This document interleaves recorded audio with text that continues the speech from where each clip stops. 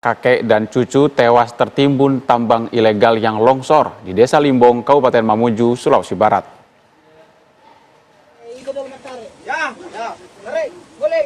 Warga mengangkat bongkahan batu berukuran besar dengan menggunakan tali tambang untuk mengeruk tanah dan lumpur yang menimbun kedua korban.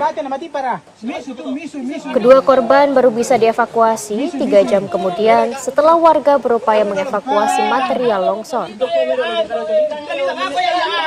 Keduanya diketahui sedang berada di dalam tambang dan kemudian tiba-tiba terjadi tanah longsor hingga keduanya tertimbun.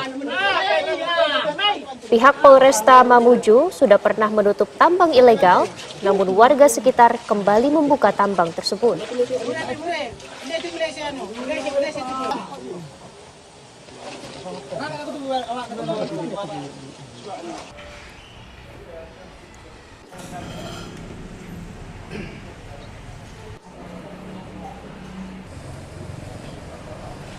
Tali